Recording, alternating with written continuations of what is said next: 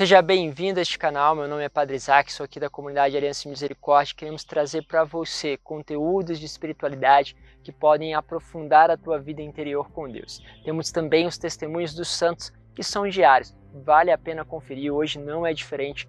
A história de hoje é de Juan Diego. Você conhece um pouquinho sobre ele? Vamos juntos para o santo de hoje. Confesso a você que falar de Juan Diego é sempre ligar o coração a justamente uma das aparições mais impressionantes de Nossa Senhora. Estamos falando de Nossa Senhora de Guadalupe, cuja a fé ainda atrai muitas pessoas e os milagres continuam sendo realmente inexplicáveis para a ciência.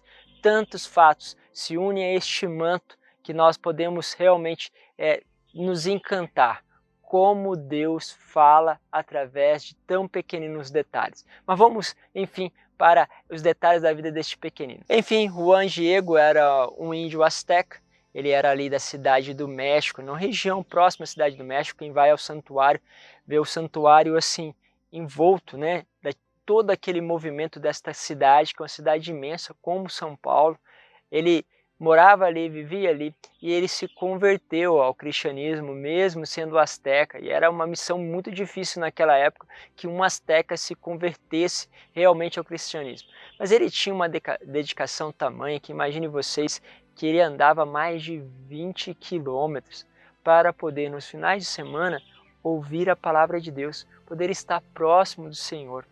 Ele tinha uma vida realmente simples, uma vida de pobre, tinha a sua mulher, né, era casado, ele não teve filhos, porém, com o falecimento da sua esposa, ele se muda um pouco mais próximo do lugar onde se fazia as celebrações. Então, em vez de mais de 20 quilômetros, ele foi diminuindo, aí, passou para ser próximo de 6 a 8 quilômetros de distância para ouvir a palavra de Deus. Assim ele fazia essas caminhadas muitas vezes descalço, né, na sua simplicidade, no seu jeito de ser, mas não queria de forma nenhuma perder essa oportunidade. Quantas vezes nós estamos tão perto de uma igreja e não vamos? Quantas vezes nós deixamos a oportunidade de poder, né, encontrar-se realmente com a palavra de Deus ali no concreto do dia a dia? Bom, ele foi assim, descalço, levava consigo a sua capa, que era uma tilma, né, que revestia ele, era uma vestimenta muito pobre. Foi aí que aconteceu o seu primeiro encontro com Nossa Senhora de Guadalupe. Foi no dia 9 de dezembro de 1531. Assim ele caminhava, ou seja, no dia, vamos dizer assim, o dia de hoje que nós comemoramos, né, aqui a festa dele, foi o dia justamente da primeira aparição. Então, em 1531, ele caminhava ali de madrugada, cerca de 3h30, quando ele estava diante da vila, no monte que havia ali próximo, ele vê a imagem de Nossa Senhora. Ele aproxima, né, ele vai se aproximar dessa imagem. Ali hoje existe o que nós chamamos a Capela do Cerrinho. Nossa Senhora então fala com ele, mas fala com ele com delicadeza. Vai falar Juan Dieguito, ou seja, faz essa menção bem carinhosa para ele, né? Fala assim, o meu filho caçula, o mais humilde dos meus filhos, ou seja, todo um carinho, né, com ele, que não era uma pessoa jovem, mas já tinha bastante idade. Assim, ele vai ouvir Nossa Senhora, que pede justamente que possa ser construído naquele lugar uma igreja, né, que fosse dedicada à oração, que fosse dedicada à oração do Rosário, e assim ele precisava levar esta missão ao bispo. Nós sabemos que muitas vezes ele vai tentar, mas não consegue, justamente que o bispo acolha, que entenda, ele fica esperando ali ser ouvido pelo bispo. Enfim, chega um momento que passa ali também pela enfermidade do tio, e aí Nossa Senhora que vai cuidar do tio, Nossa Senhora que visita o tio, que dá a esse tio também a graça da cura. Você vai percebendo, né, que a ação de Deus, porém, aquilo que era para acontecer, que era tornar aquele lugar um santuário, não tinha autorização. Foi quando então ele estava ali já desanimado com a notícia que ele tinha que dar à Nossa Senhora, que não tinha conseguido. Nossa Senhora pede a ele de colher as flores, né, naquele monte, e aí ele colhe as flores que naquela época do ano não se tinha naquele lugar, ou seja, O simples fato daquelas flores estarem ali já constituía um milagre. Assim, no dia 12 de dezembro, ele pega essas flores, coloca dentro da sua tilma, enrola e vai levar ao bispo, conforme Nossa Senhora pede. Quando ele entrega ao bispo, aí se forma uma imagem, que é justamente a imagem de Guadalupe neste manto. E ali se torna para o bispo uma resposta àquele milagre, claro, que acontecia diante dos olhos dele, era uma resposta de que aquilo que era a mensagem que Juan Diego carregava era justamente uma mensagem vinda do céu. Assim, o bispo começa os seus esforços e começa-se o culto a Nossa Senhora ali, a veneração a ela, e esse lugar se torna um lugar de muitos milagres. E começa uma série de conversões dentro do México. Sabe-se que todo o trabalho de evangelização foi feito com quase nenhuma resposta de conversão. E ali, depois da aparição de Nossa Senhora, os astecas começam a se converter aos milhares, o que iniciou uma mudança, né, no México.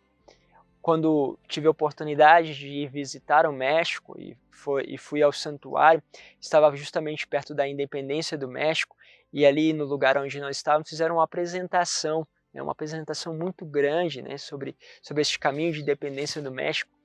E aí era interessante porque eles viam no conflito entre os astecas e também os espanhóis que chegavam lá, de repente, o surgir de Nossa Senhora do Guadalupe como que pacificando as dificuldades entre os dois povos e consolidando o México para um novo rumo.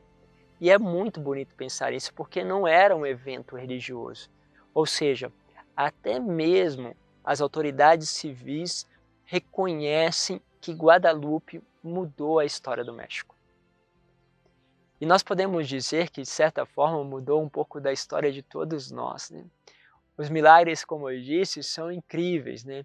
Quando você vai fazer uma análise do manto, simplesmente aquilo que está pintado não é tinta, mas eles não sabem explicar o que é.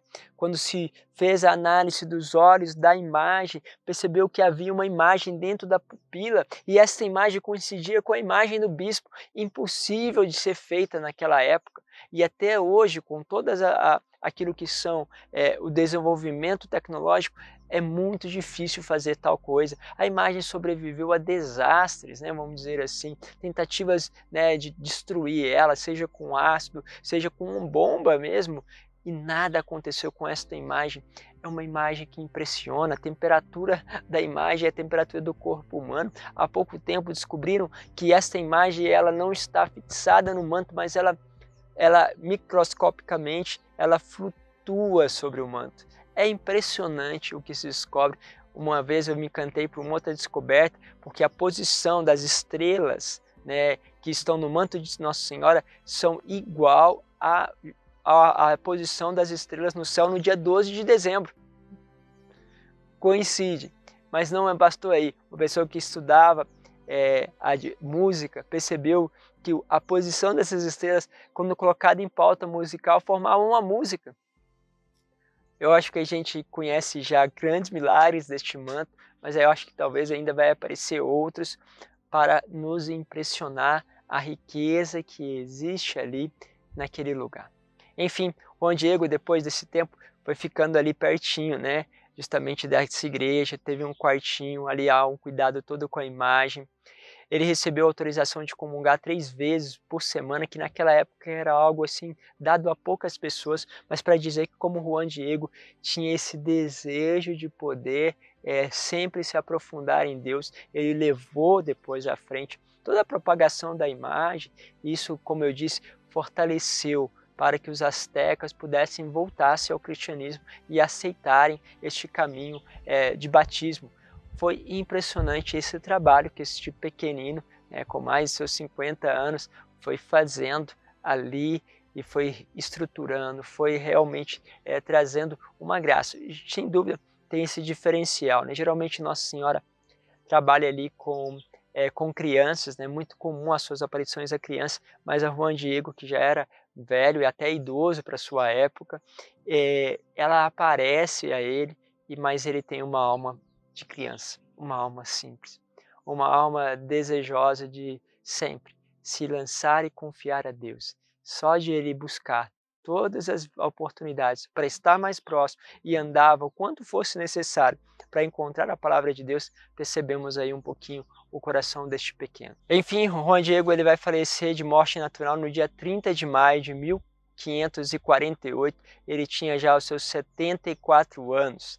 O Papa João Paulo celebrou sua canonização em 2002 e nesta festa, justamente da sua canonização, foi colocado o dia 9 de dezembro como aquele momento de comemorar a sua festa, ou seja, comemoramos hoje porque também hoje é o dia da primeira aparição de Nossa Senhora de Guadalupe a Juan Diego e a se revelar e depois se tornar padroeira da nossa América Latina. Pedimos a ela e a Juan Diego a intercessão para que possamos ser sempre fiéis e, sobretudo, determinados na escolha de ouvir e de escutar a palavra de Deus. Deus os abençoe, Pai, Filho e Espírito Santo. Amém.